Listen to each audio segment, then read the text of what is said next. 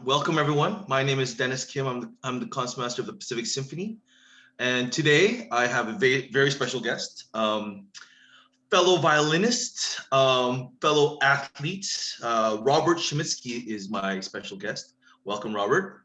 Thank you. Welcome, Dennis. Thanks for having me. And we do have a very special prize for the person who can answer this question, and hopefully enough of you here are to listen to the question. The question is, what is the one thing that the Pacific Symphony has that no other orchestra in the world has? And that's the question. I'll ask it later again, but it's got to be detailed. It's got to be very detailed, and we're looking for a very specific thing. But that's the question. What is one thing that the Pacific Symphony has that no other orchestra in the world has? So today I got back from vaccinating my daughters, so they just had their second dose. And I know, Rob, that you've actually been vaccinating people. And can you please tell us a little bit about how you got to do that and why you're qualified to do that? And yeah. Sure. Well, this actually stems from when I was a kid. Along with music, which was a very important part of my life, sports was also a very important part of my life because my dad was an Olympic athlete, and I'm sure we'll get to that. But I was also very interested in emergency medical services. And I always thought, well, if the violin never panned out, maybe I would become an emergency room physician or be involved in emergency room service in some way. So when time became available for me, I went through school at the time to become an emergency medical technician, and ultimately I went to paramedic school and became a paramedic. And I began working as a paramedic for years before I won my first orchestra job. So now fast forward to 40 years to last March when our world shut down. That gave me an opportunity to immediately get back into schooling and to licensing in order to be licensed, nationally licensed as an emergency medical technician. At the time, not very sure what I was going to do with it, but the opportunity came to me through the Orange County Emergency Medical Services. At the time, these super pod locations were popping up, both like at SoCa and Disneyland. They wanted to put mobile sites into the lower income, underserved communities. So they reached out to some of us who were newly licensed, and we went in for training and became licensed to become a vaccinator. And then on a weekly basis, we set up through partnership with Orange County Fire Authority and the local schools throughout Santa Ana and Yorba Linda and Brea.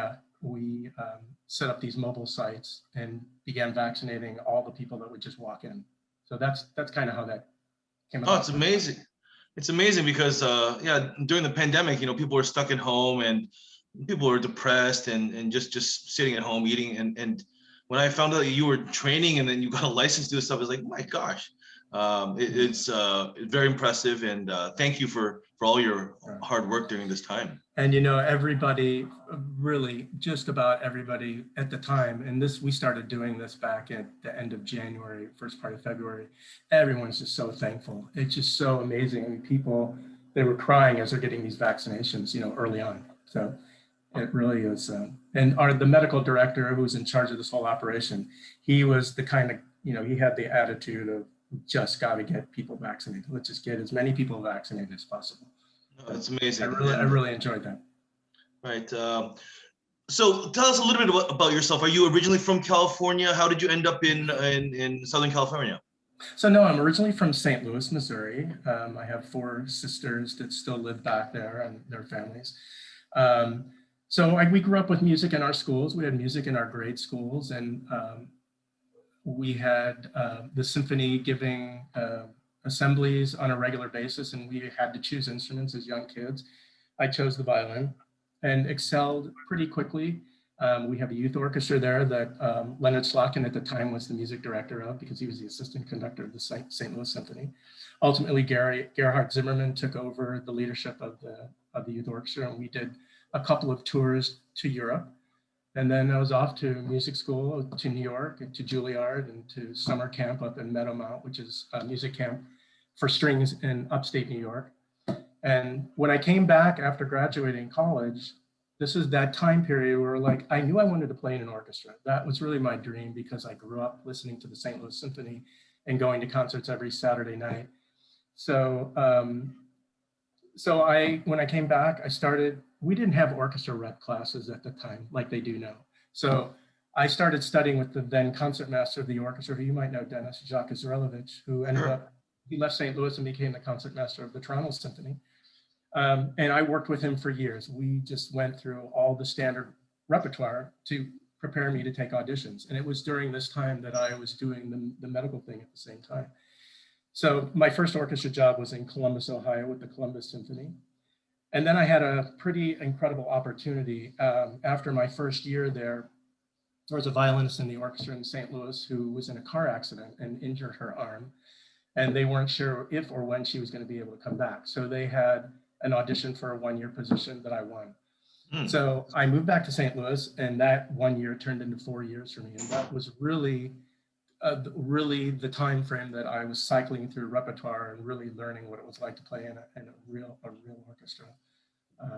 So that's just kind of my background of getting into the music industry. And then, of course, I started taking auditions and did very well at a lot of big auditions and was offered a position out here. And said, maybe my father at the time was like, you're young, go out to California, enjoy yourself, get the experience, and we'll see where that goes. So. No, it's as many of you know, I'm actually really good friends with Rob, but I'm actually learning a lot about him today because when we're meeting off stage, of course, we're usually doing something athletic and we're yelling at each other and very competitive. So now the how you've been advertised is you have this Strad, and that's how people know me also. So I have a Strad, you have a Strad. Tell us a little bit about your Strad, the history, how you got to play it. Yeah, so at the time that I was back in St. Louis playing with the symphony, my father had purchased a really wonderful violin before I went off to college, made by Domenico Montagnana, who many of you might know. I mean, he's probably more well known for his cellos. I think Yo-Yo Ma plays on a Montagnana cello. But Montagnana he was a maker that lived in the early 1700s, and he made, I think, 11 or 12 violins, so not a prolific violin maker. But I love this violin. Unfortunately, it needed some serious work done on it, so which involved taking the top off of the instrument and putting in a new bass bar and sound post patch on the inside of the instrument. So it was in the shop for months. And I would stop in on occasion to take pictures of the instrument because it was all taken apart. And one day I happened into the shop, and this elderly gentleman who's an amateur violinist, he lived in Phoenix, Arizona. His name was Dr. Harold Dinkin. He had this Stradivari violin that he was basically going from the East Coast to Chicago through St. Louis and back to Phoenix, showing the dealers that this violin he has for sale. So he was in town for the day, and he was convinced to let me take the violin home for the night.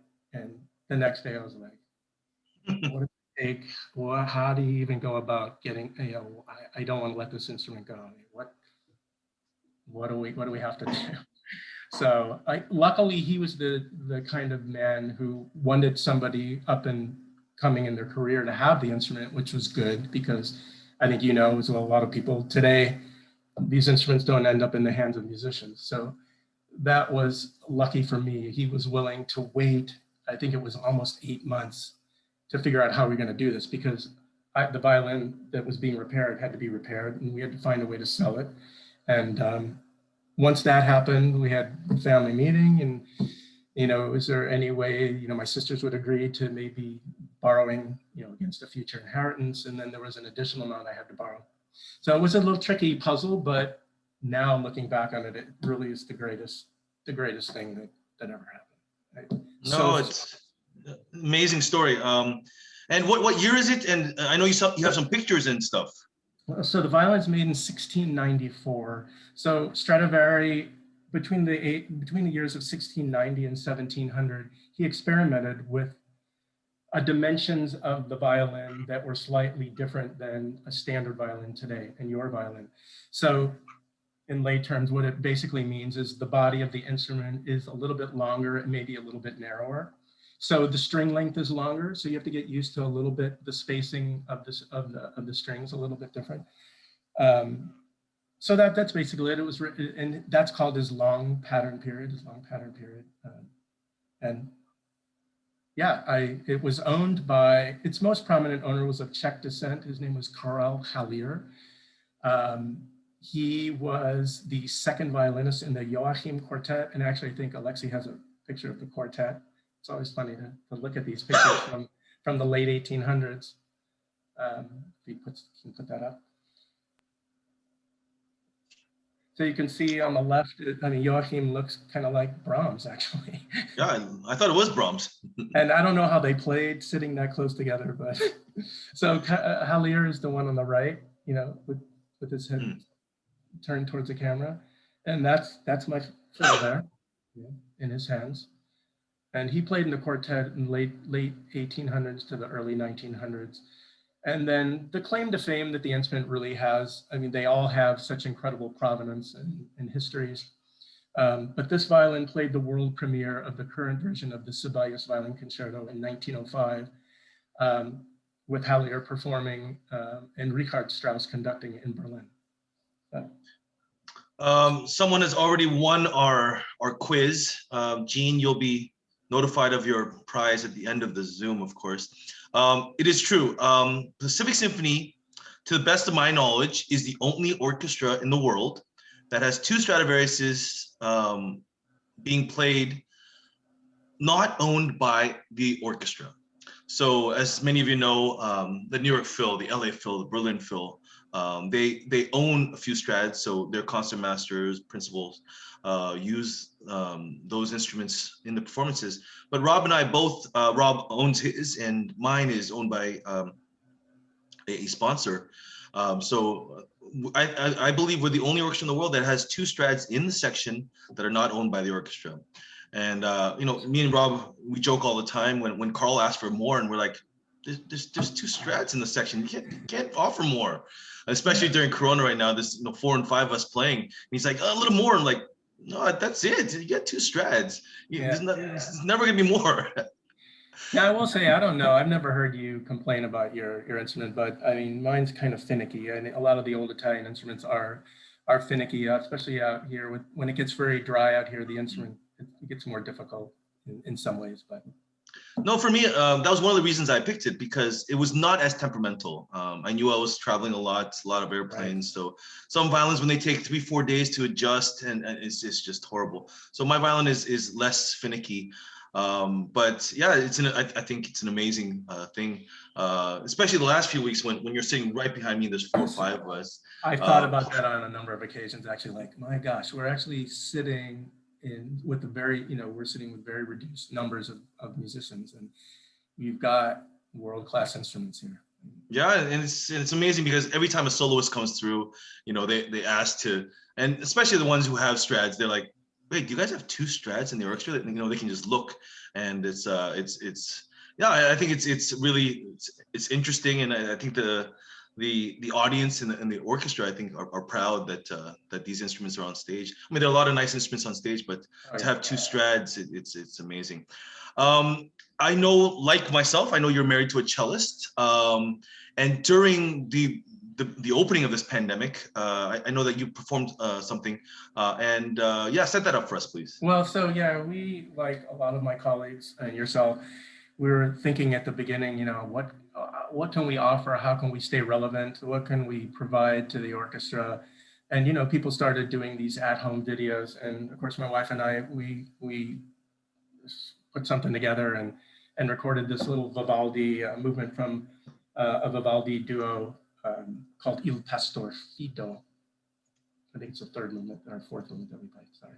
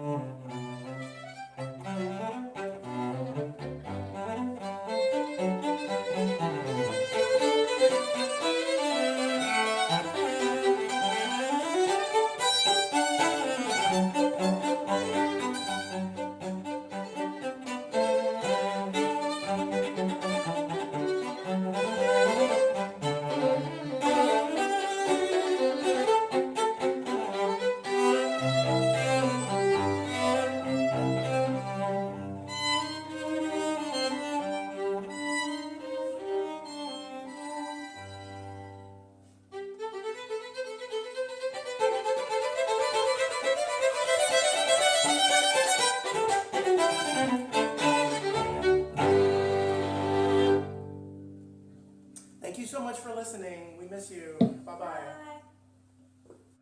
Oh, it's so Wow. lovely to see. I remember when you posted that. It's got to be And, over a year ago. It's amazing yeah. already. And not, of course, all the musicians also, but like our followers, our supporters, and they were like, "Oh my God, it's so great! Thank you for, bringing a little bit of sunshine into our lives." Because at that time, no one knew how long this was gonna go, and everything was shut down. People were starving, people were sick, people were dying. So it was fantastic. And Aaron sounds amazing. You sound less amazing, of course. And what is it like to live with a musician and as a fellow string player? Well, thankfully they don't play the violin because that would be, I'd be a recipe for disaster. My temperament, so I think that would not be good.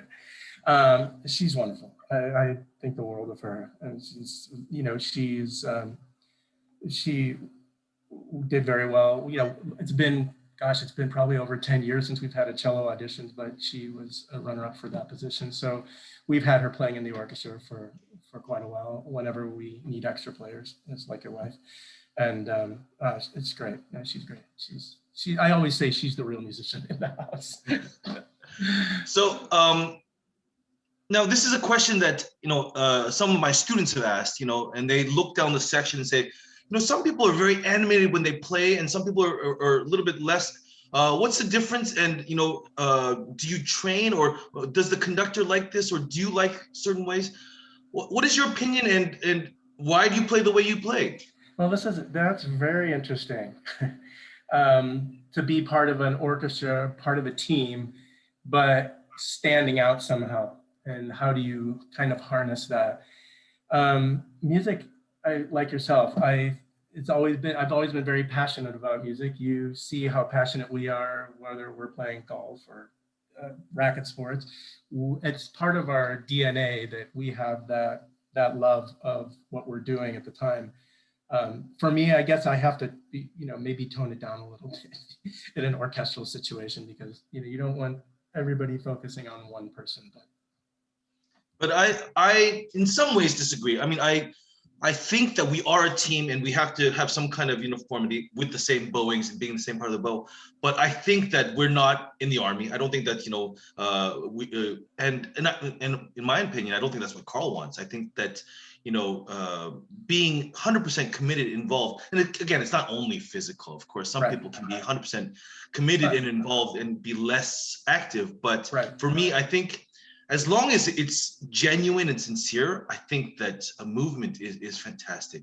And I remember going to Philly Orchestra and picking out people in the back of the section, and be like, my God, they're the concertmaster of the back. They're invested, yeah. Amazing. And for me, when I say Phil, it's like that. I mean, they have 12, 15 concertmasters, and they're all playing full out, and that's different, I think. That is different, right? And now I agree with you, and that's more how you approach chamber music, because as you move, I would move with you, and basically everybody becomes a leader. So it actually is an aid for everyone to actually play physically together, is for everybody to be leading. And actually, I've had that very conversation with Andres Cardenas about how he likes everybody has to be a leader. And Carl's even mentioned to me, because I sit a little bit further back in the section, you need to key in on the concertmaster and lead the back of the section, because the further back, especially some people that are so far away from the front of the section, it's difficult. It can be more difficult. And it's always been part of my approach to have that leadership quality. Right, and absolutely. Not everybody has that, Right. No, certainly not. And don't get me wrong, for some of our colleagues who are less active, I'm not saying that they're not committed or they're not giving 100%. But for me, I think if it is the way you play, I don't think that you should be less active in orchestra because, I'm just in the section. I don't think that's the right attitude. I don't have that feeling. Carl doesn't have that feeling. Yeah. And in my opinion, I think the audience, I don't think they want that. They want people involved. And of course, we have very knowledgeable audience here, but still, I would say 90% of the orchestra audience comes to watch the concert, not listen. And they watch, and of course, listening is part of it. But first thing is the visual, and I think that the way you play and the way many of our colleagues play, I think that is the reason they want to come to to Segerstrom and see live concerts. For those of you joining a little bit late, we have Rob Schumitzky here as my guest. And if you have any questions for Rob or myself, please join us in the chat or the Q&A. So Rob, you have another very important role in the orchestra that I'm sure very few of our audience knows. What is your other kind of title in the orchestra? Well, I guess since the late, after I had been here for a few years, you know, we become interested in how the orchestra is run and our working conditions. And, you know, there's a business side to what we do. And I've always had interest in that. And so I've, on numerous occasions, served on our orchestra committee to negotiate our contracts. But more importantly, I think, is the position I've held for over 20 years now, which is that of the union steward, which is basically kind of a buffer between the musicians and management. I work directly with the director of player personnel and our orchestra manager.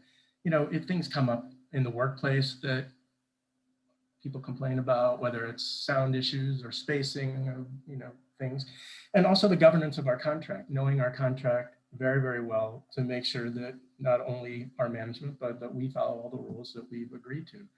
And, you know, another important part of what we do, I work really closely with the director of player personnel to run all of our national orchestra auditions. And I always say that's one of the most important things we do is bringing new people into the orchestra. We want to create the absolute best possible situation and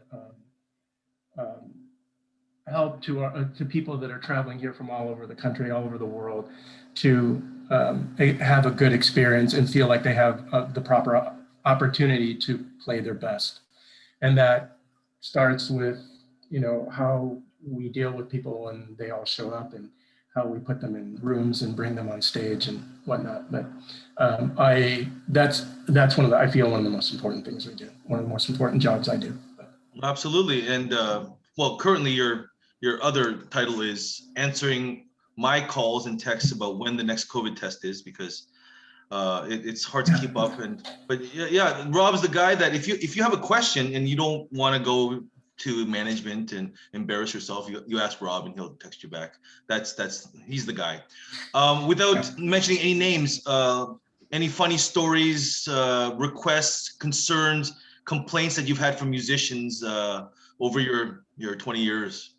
Again, no names, and try to keep it G-rated, of course. Boy, there's nothing coming to mind. Are you serious? Complain? Well, people are always complaining. I have to give that some thought. Oh my gosh! In previous works that I've played in, there was a person who went to your kind of position and said, "I cannot play because the person beside me has been farting for the last 2 hours in the pit. I cannot play, and if that person doesn't stop with the gas, I will make a formal complaint."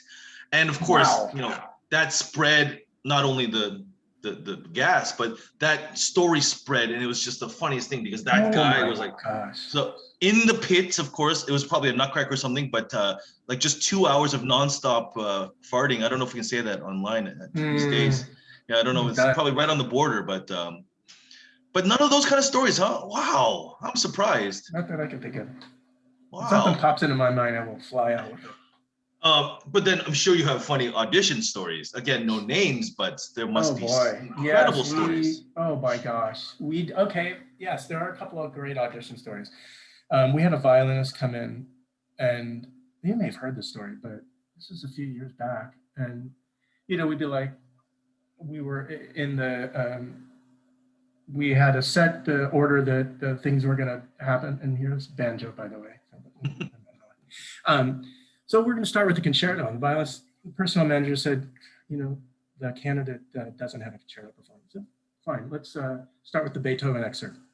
And candidate doesn't have that prepared. Like, well, just have them play whatever they prepared. And so it was announced, the personnel announced, and the candidate is going to play, and I don't know, I'm not going to get this exactly right, but Little Man on a Red Tin Roof. Is it some like obscure little kind of jazzy thing? And we were actually just sitting there listening to this. You know, we wanted somebody to at least have an opportunity to play. And after like 30 seconds, like, that's it. Do you realize you're you're auditioning for a professional orchestra? That was like an old concertmaster. Right. Oh, yeah. Now you have to be very careful. Yeah. I don't know if you told me the story or Paul told me the story, but there was someone who auditioned and they were auditioning for the second violin section. And so they came, and so they only prepared the second violin excerpts. But even when you audition for the second violin, you have to do all the excerpts. And there's first violin. Right. Oh, for that audition, there was like 20 first violin excerpts and then one second violin. Like the Brahms first piano concerto. And and I mean, you can continue the story, but Paul was saying that they were like, well, I'll give it a shot. And they're like, what do you mean? Like, you didn't prepare like most of the excerpts. Like, no, well, I have the second violin ones, and I'll give it a shot. And they came in, and it did not go well, and there was giggling, and it was just not good. But yeah, there's a lot of these stories, and it's not, of course, not only Pacific Symphony, but it's auditions are a great place to gain new experiences, let's say. We have some incredible pictures that Alexi will show, and it was perfect timing with one of your friends joining us. Alexi, I don't know if Alexi, you're there. Alexi, you're still there, aren't you? We are live. We have some pictures, Rob. I don't know where I found them, but I found them. So, oh no. Is he looking for the pictures, or did he lose the pictures, Alexi? I guess while he's looking for those pictures that I found in my secret stash. So I didn't know your father was an Olympic athlete. So you, when I first came here, you were saying that you were skating, you were playing hockey. I was like, well, that doesn't make sense. Yeah, I mean, look, growing up in St. Louis, it's a big baseball town and it's a big hockey town. So you want to play both those sports. And I wanted to play ball when I was a kid, which I did. And I had a group of friends that were playing ice hockey and skating. And so I got involved in that pretty young. The high schools all have ice hockey teams, just like they have football teams here. And so, oh my God. Look at that picture. Oh my gosh. That is Kiefer Sutherland, by the way, ladies and gentlemen. Yeah. So when I first moved out to California, I was seriously playing hockey at a certain point, up to a semi-professional level. I skated for a team in Illinois, in Decatur, Illinois, called the Storm, back when they had a league called the Continental League. And so when I first moved out here, of course, I wanted to find some place to skate. And I met this guy who ran this team up in Van Nuys. And Kiefer played on the team, and Matt Perry played on the team. And who was the goalie? I can't remember his name. But there were a couple of movie stars. You know, we were on teams. This is when we won a championship, you know, one of the first years I moved out here. So that's back when I had hair, I guess. So, yeah, that's Kiefer. And we became friends at the time and hung out a lot. No, I mean that's from a while back, but I know you still skate. I mean, during Corona you skated, and every time you come to rehearsal a little bit sore. I'm like, wait, did you play hockey yesterday? So it's amazing that you're in such a good shape still. Love the sport. I think Alexi probably has another picture. It's a pretty serious picture, actually, that the orchestra photographer took at one point a few years back. Oh boy, this is gonna be embarrassing. Yeah, there you go. Oh, it's not embarrassing at all. It's so cool. Yeah, that's not photoshopped, huh? Nope. No, that's a crazy-eyed me and my alter ego. But no, it's a sport. Yeah, you can imagine, Dennis. You know, you see me play racket sports. You can imagine how crazy I am on the ice. So Rob has mentioned racket sports a couple of times because we're a little bit embarrassed to say, but we are pickleball players, and we are undefeated as a team, and that's incredible. We're undefeated. We haven't played that much, but no one has been able to touch us, and we challenge any orchestra in the world to play us in pickleball, and we're gonna win. Well, wait, before we go on, I do want to, because you mentioned my dad. I just want to let people know. I mean, my dad was a record holder throughout his college years at the University of Missouri in track and field, and his Olympic event He was invited to the 1940 Olympics, Wow. which was going to be held in Tokyo. And that year, the Olympics ended up being canceled due to the outbreak of World War II. But he had a world record in an event called the broad jump, which is now called the long jump, that stood for almost 10 years, actually. I think his record was like 25 feet. And I think Carl Lewis owns the world record. He's like 28 feet. So, you know, this is 80 years ago. So that's incredible. But that was not his profession, though. No, he became an officer in World War II. He became a general, a colonel in General Patton's army, and he was in charge of a lot of the field artillery guys. And so he served until the war was over, and then came back and went into the furniture business with my mother's father. So he got into the business that was in my mother's family. I see. Wow, amazing. No, I mean, every Memorial Day I see pictures of your dad, but I didn't know about the world record, and wow, it's incredible. Yeah. I mean, technically, everybody always says, well, technically, he still owns that record because they don't have the broad jump anymore. Right.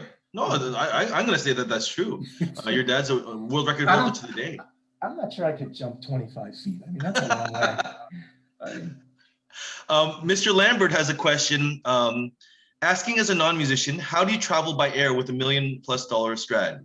Do you keep it with you at all times? I can't hardly imagine having to check it as baggage. Has anyone you know ever lost a Strad or have had one stolen?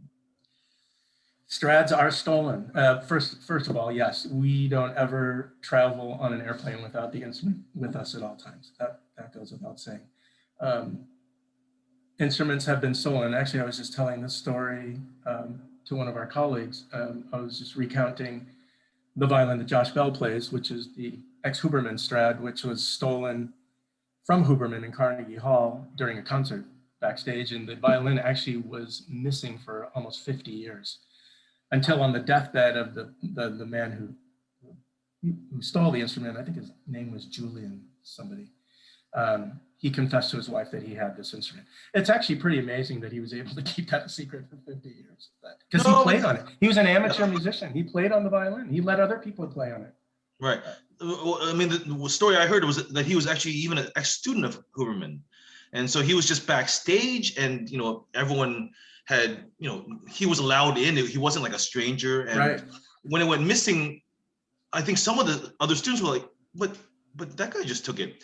And no one could imagine that he would have taken it. And then, like you said, he played it in restaurants and he played it in gigs for his whole life.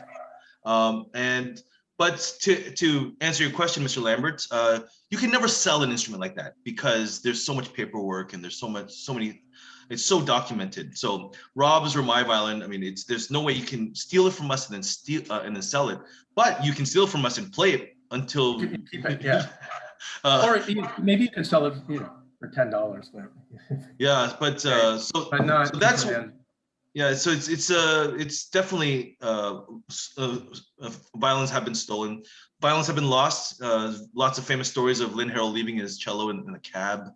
And the funniest story about that is once he got it back, he was so grateful that he wanted to tip the cab driver, and he looked in his pocket. And he didn't have any cash, so he wrote a check for $50. and that is a story. It was a legendary story when we were students talking. Like, wait, so if he had only $50 in cash, totally understandable. But he took out his checkbook and was like, "My $5 million Strad, yeah, $50. That's." All right, I will tell one story. It's embarrassing to tell it, but I kind of get a kick out of telling it. I did, and it wasn't really negligence on my part, but we would, after concerts that we play at the Hollywood Bowl, on occasion, years ago, we would, a number of us would go to the Bonaventure Hotel downtown in LA. And at the very top, they have a bar that slowly goes around in a circle. And we would sit at this table and get drinks and appetizers after the concert. Of course, we'd all set our instruments down. A half hour later, I look down and the violin's gone. There's no violin there. And so I ran all the way around to the other side, and the instrument's just going around on the movable part of the bar. But for a split second, I was making that dash around to the other side. I was like, how am I going to explain this? How am I going to even call the insurance company and explain to them that I lost my violin somehow, or that it was stolen? But Anyway, it's like everything else. I mean, we're all human, and to be honest, if we were carrying this kind of value in cash, we would be obviously much more careful. But but this is what we play. I mean, Rob, when he comes to work, he has his Strad. I have my Strad. We don't have a second instrument that we play for pops or rock. You know, we're always playing our Strad.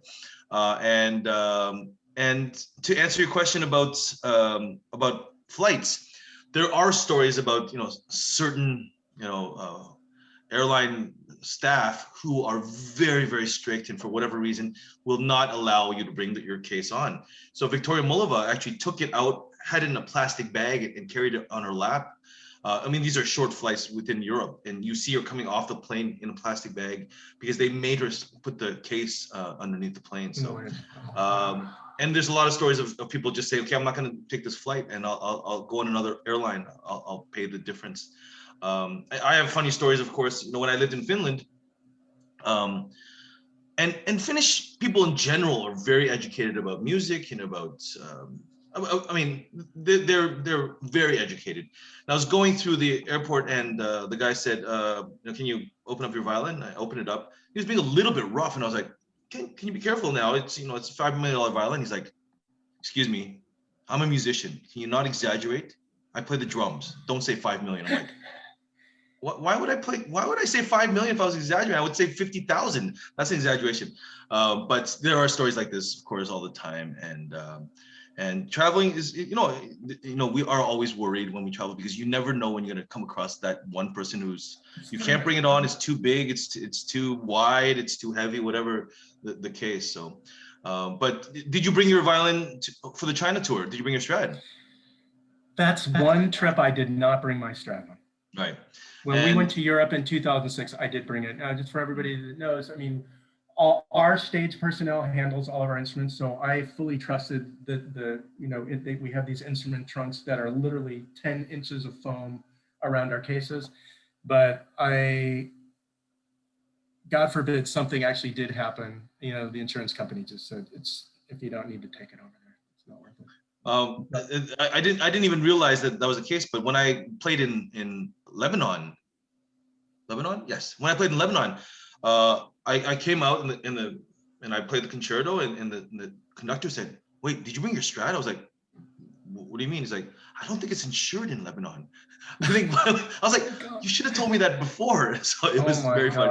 And I was like, that made me nervous for the rest of the trip, of course. But I've actually played my Strad in Lebanon and Cuba, of course, all over Asia, all over China. So that's the violin that I play, and I don't feel comfortable with another violin. So like you, even pops, even rock, even things that doesn't need the Strad when we're mic'd, that's what I use. I know you have another clip with your beautiful wife and your group. Can you set that up? Yeah. So I'm not sure. There was another quarantine clip that we did. We have my wife and I have a piano trio that we formed about 14 years ago, and our pianist lives in San Diego. So we did a very similar thing as to that video that my wife and I did for the symphony, is that we recorded parts and put them together on the acapella app as a quarantine video. There's another video that's a more formal video, but we can show the one that we did, the Oblivion.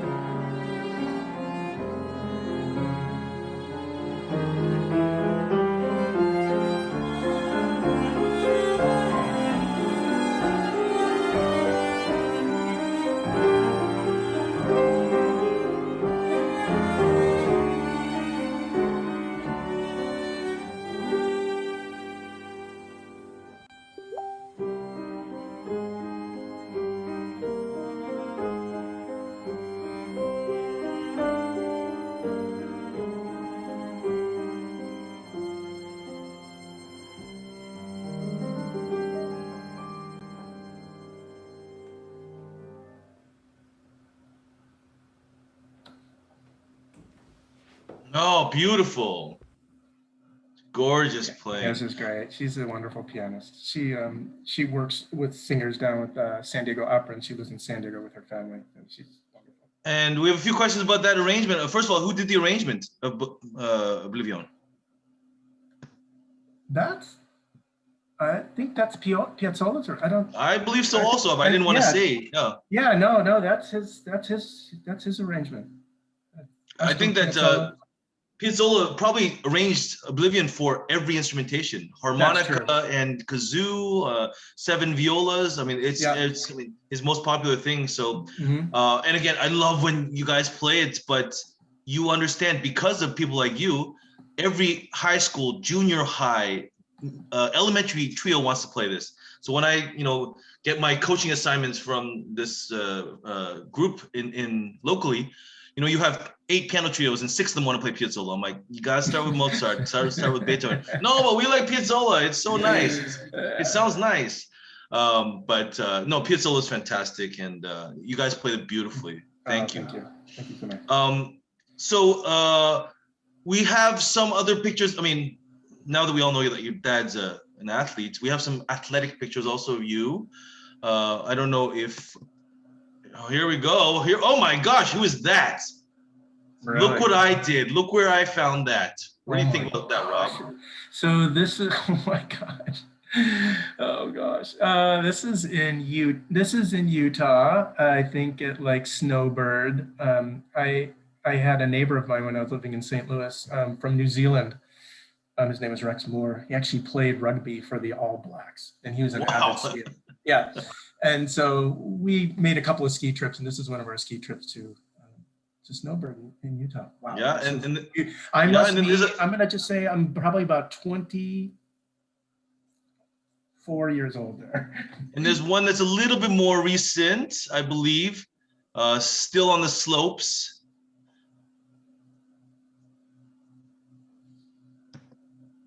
Sorry, it's been a while since I've done these mixers. Yeah, that is more recent. That's probably from about 4 or 5 years ago with my wife. And once again, I think this is another trip to Utah. I think we did a trip to that's Deer Valley. Yeah, so you can see it's at Deer Valley. So yeah, it's one of our favorite things to do every winter, and we've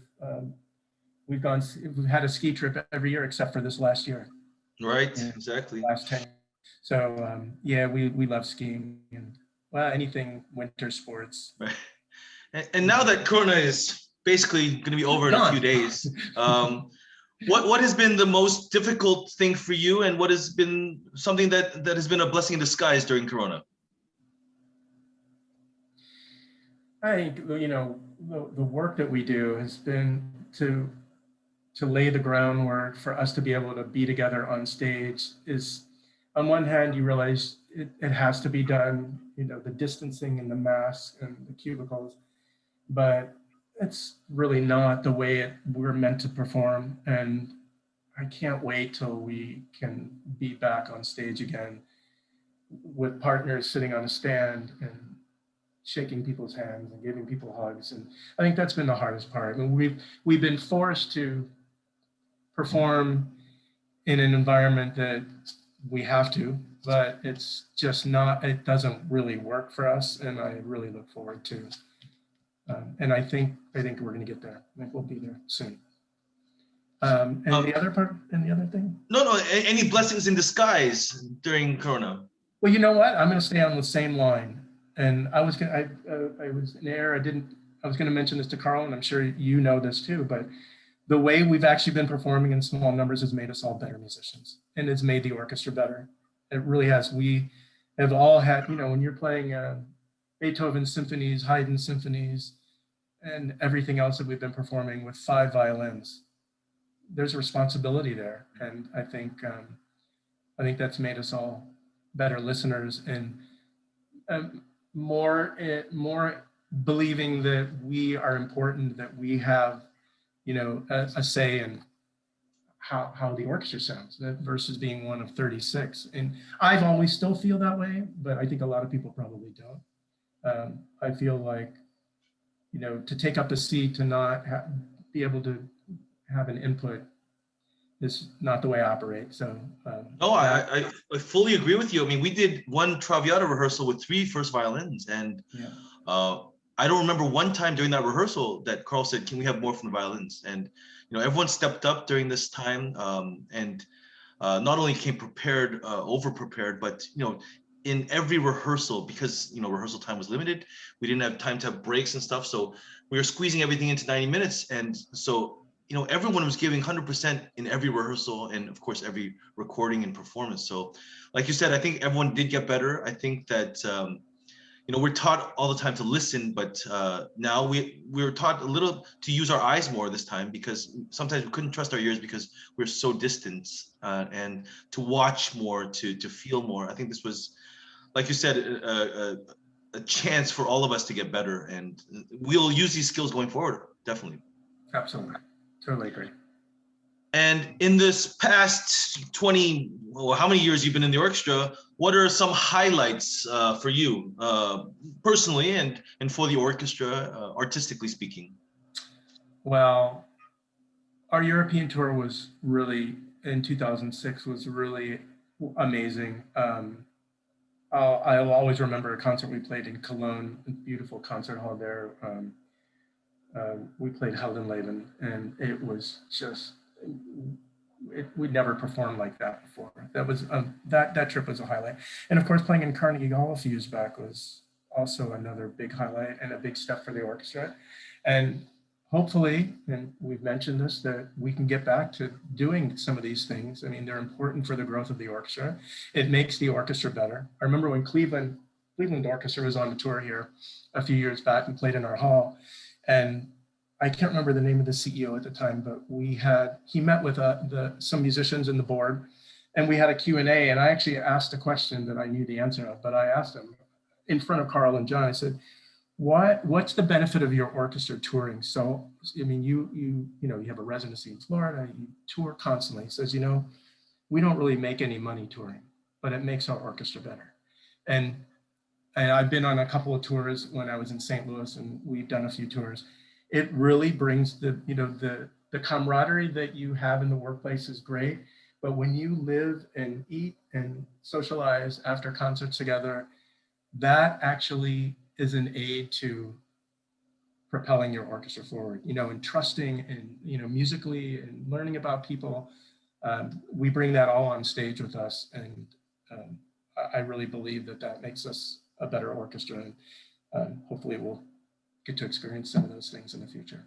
No, I agree 200%. I mean, touring, even for the big organizations, they lose money, but they do it because it's important. Not only does the orchestra get better, I think that always, being relevant. Like I said, when I first came here from Buffalo, half the questions were like, "Oh, congratulations, but what is Pacific Symphony?" And the fact that people don't know what Pacific Symphony, I think that's a big problem, because if they ever heard Pacific Symphony live, especially, I think no one would ask what Pacific Symphony is. I mean, on our good day, I think that we can compete against any of the great orchestras. And so I personally would, I mean, the European tours and the Asian tours are fun and exotic, but I would love to do an American tour. I would love to do a tour and go to cities that have never heard of Pacific Symphony. And so once this is all over, which is going to be on the 15th, of course, I can't wait to start planning. That would be great. Yeah, and I think you're bringing up something that I think is on the radar, that we become more relevant in our own country, and and I think that's. No, I think especially the West Coast, I think that everyone who's heard us knows what kind of ensemble we are, but East Coast and the South and in the Midwest, I think it'd be great to go to your hometown of St. Louis, go to my hometown of Toronto. I mean, these are places that I think if we play, any audience would be like, "My gosh, this Pacific Symphony, that's something." And it's not a vacation orchestra out in California with nice weather. And even in my few years here, I think it's come a long way. And I can only imagine when you first joined. But oh my gosh. And of course, our journey is to be continued, and we every week have to get better. But I think that that will be something that all of us should be looking forward to once this is all over.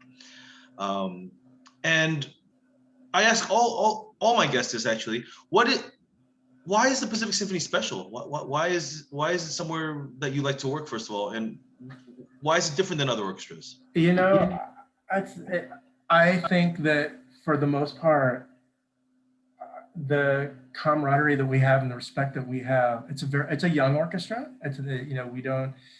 We don't have this storied tradition of 100 years behind us, but I think we all have a lot of respect for each other, and we're a friendly group.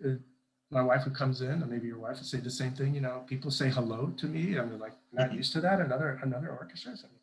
We welcome we value the people that are playing with us. I mean, we need everybody, who we bring in from the outside, and we need all of us. And I think we have a very nice relationship amongst ourselves. We have problems just like any other orchestra, but I like yourself, I love the intensity of the performances. I mean, they're first rate.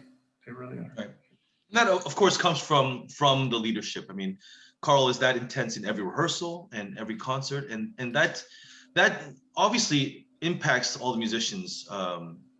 For me, anyways, when Carl is giving 200%, I just can't imagine sitting back and playing. And so for me, if a conductor comes and gives 5%, even then it's difficult. But when someone on the podium is giving all at all times, I mean, he's changing masks 6 times during a rehearsal. When you give him a hug after, I don't know if we're allowed to hug, but when you give him a hug after, he's sweat through his suit, and it's not because he has to, and he's been doing it a long time in the same place, so it's the passion is still there. And I think a lot of us, I know for myself and for you and for a lot of our colleagues, we actually take ownership of this orchestra. Like, it's our responsibility. We're not coming to work in a job and just come in and go out as if we're just putting our time in. And I think it's really apparent if anybody were to see us perform. It's been the quickest hour that I've experienced here with these mixers. Thank you so much, Rob. I'm going to just tell you one last story of this is why I'm friends with Rob. And I've told Rob this story, and I tell the story all the time. But first time we played racquetball, I beat him 11-0. And he said, "I'll bet you $100 I'm going to beat you next game." I was like, "What?" And the next game, I did beat him, but it was 11-6. And of course, he gave me $100, but that's why I'm friends with him. The confidence, and that goes to every part of his life. And that's what I respect about Rob. He uses that same kind of confidence and energy for his music, for his sports, for even his role as a union steward. I mean, whenever I have a question, if he doesn't know it, he'll get the answer. This kind of stuff is what I respect about you. And I hope that we'll be back working in normal capacity, and we won't be doing these Zoom things. It'll be in person, and we can meet all our supporters in person again at the concert hall. So thank you so much, Rob, for this. Thank you so much. Hour. My pleasure. I really enjoyed it. You're the best. And next week we have John Weinglass. I don't know if you've all had a chance to see our performance of his new piece, but I had just met the man, but instantly we became friends, and his music is powerful. It's important, and I've seen him with other interviews, and he's an amazing person. So if you can all join next week, I don't know who the host will be, but I know the guest will be John Weinglass. Please join us next week at the same time. And until we see you guys in person, please be well. And thank you for joining us today. Thanks, Rob. Thanks so much, Dennis. Bye-bye, everyone.